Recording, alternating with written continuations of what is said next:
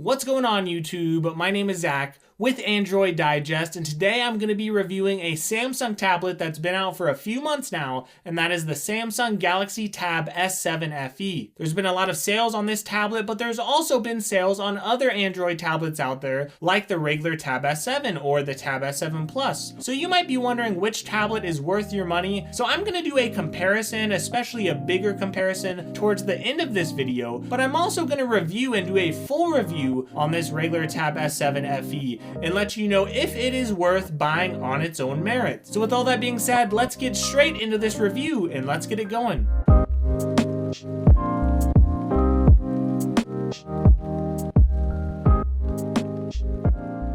Alright, so I have the Tab S7 FE right here, and it's a very interesting device because it retails at $530. Now, we have seen some price drops. I've seen it go as low as like $430, but I've also seen price drops on the regular Tab S7 and the Tab S7 Plus. And a lot of you might see that, and when you see the Tab S7 and you see it drop to like 450 bucks or 500 bucks, you might wonder, well, should I really buy this Tab S7 FE when I could just buy the regular Tab S7 anyway? And then you might look at the Tab S8 that is on the horizon. Well, I'm gonna get into all that again. I will do a big comparison a little later, but first I just want to talk about the design of this Tab S7 FE, and of course I will compare it along the way to other devices. So if you look at this device, you're gonna notice it is very similar to the Tab S7 Plus. In fact, you could actually use the cases from the Tab S7 Plus and they will work for this device just fine. And if you look at this, you're gonna see right here one speaker on this side and another speaker on this side. Now keep in mind the Wi-Fi only model, that's the one at Best Buy, that's the cheapest, okay? That's not going to have a SIM card, of course, but it will have an SD card slot, which is nice. And you do have right here your power button, your up and down on your volume, and right here you have the keyboard connector.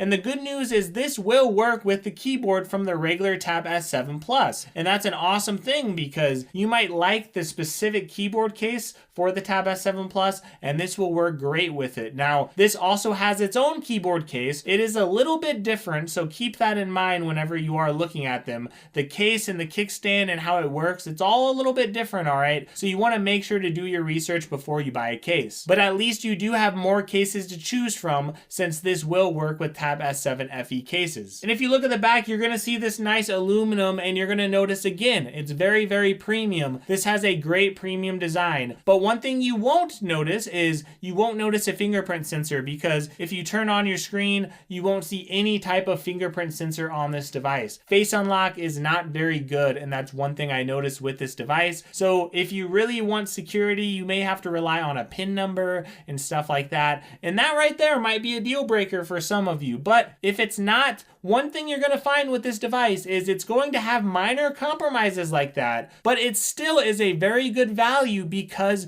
you're getting a large Android tablet that is much cheaper than the Tab S7 Plus. And that's really the theme of this review. You're going to notice that a lot of people are comparing this device with the Tab S7, and I think that's a little bit foolish because the Tab S7 is a much smaller tablet, and with tablets you do often pay for screen size. The Tab S7 Plus is a very good example of that because that costs $850, and when you compare that with the Tab S7, there is not a lot of differences between those two devices. But the Tab S7 Plus, it does have OLED. Well, I'm here to tell you OLED is not worth $300, and in fact it does have a regular in-screen fingerprint reader, and I don't think that's worth $300 either, okay? I actually prefer the fingerprint sensor on the outside. So when you look at the Tab S7 Plus, it really is overpriced, but one reason why it's priced so high is simply because of the screen size. Well, here again, we have this device right here, and they're giving you that same screen size. It's like 12.4 inches, but they're giving it to you for a much cheaper price. You're talking almost $300 off the retail price, and that's why this device is what it is. They made some compromises with the design, for example, with the fingerprint sensor, and when you look at the display, you're going to see a beautiful display, and you're going to see a gorgeous resolution. It's a 2560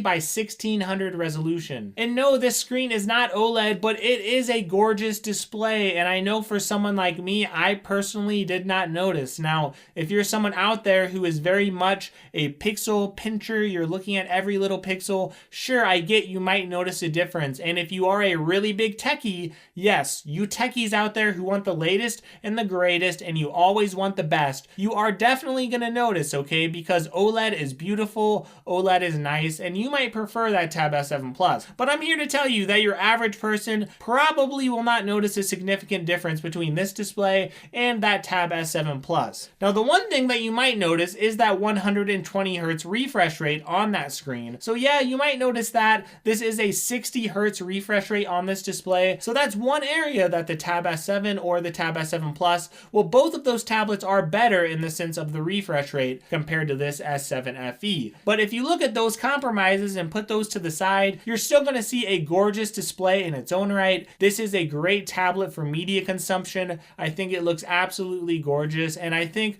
those of you out there who want a nice screen that looks very good and looks very bright, I think you're really going to enjoy the display on this S7 FE. So the one thing we can't forget about when we're looking at this tablet is the S Pen, because Galaxy tablets have been known for their S Pen experience, right? Because people love big tablets so that they can draw on them. That's really one of the biggest reasons why people love Samsung tablets. And this tablet is no different. It does come with the S Pen in the box. It is flat on one side and it does magnetize to the tablet. Now, there are multiple places that you could technically put this on the tablet. I'd say this is really the sturdiest way you're going to be able to put it on the top of the tablet, but you could also put it on the back of the tablet as well. It is not rechargeable like the Tab S7 or anything like that, so that is one thing you need to keep in mind. Now, don't get me wrong, this is a really good S Pen, and honestly, I think the experience is even better because you don't have to charge it. Now, that means you don't get all those extra Bluetooth features that you might get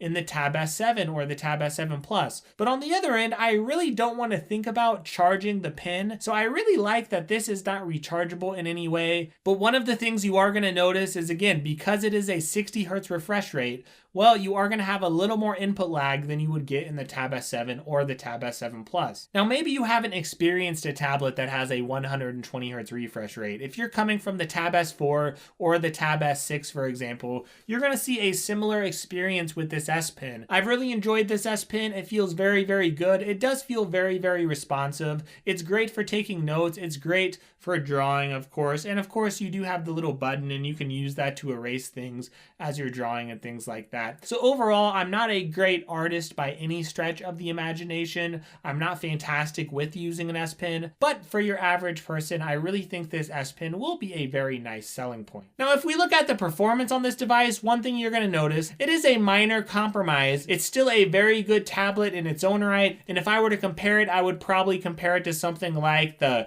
Galaxy A52, for example, something like that as far as phones, because this has a mid-range processor, almost an upper mid-range, okay? So it's still a very good, competent processor, but it is not quite as good as something like that Tab S7. So it's not flagship level, but this device is plenty fast. It's going to work absolutely great. I don't think you're going to see many hiccups, and I think your games are going to work very well also. So you don't have to worry about a lot of hiccups with this device. But again, if you're someone who wants the latest and greatest, you want the absolute best, the Tab S7 or the S7 Plus will have slightly better specs. And that's another thing you're going to notice with this device only having 4 GB of RAM. It comes with 64 GB of space in the base model. So if you're someone that wants a little more space in your base model, you want a little more RAM up front, again, those other devices will have it. And that's why a lot of people, they see all of these small compromises and they're not super big. So you only have a 60 Hz refresh rate, for example. You only have 4 GB of RAM, and I think that's fine for your average person. Again, I don't think your average person needs much more,